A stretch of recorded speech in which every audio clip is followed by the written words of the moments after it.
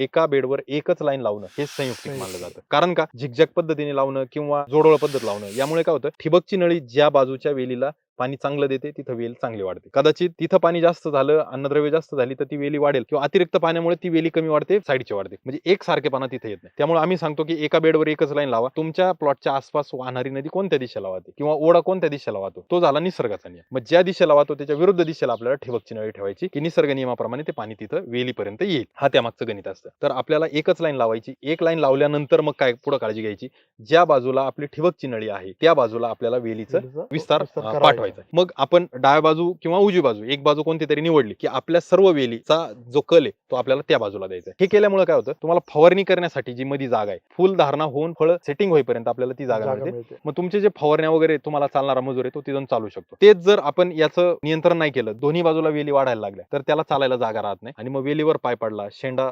त्याचा कमकुवत झाला, मोडला तर कधी कधी शेंड्याकडून मर लागण्याची समस्या येते किंवा उत्पादनात घट येण्याची समस्या येते.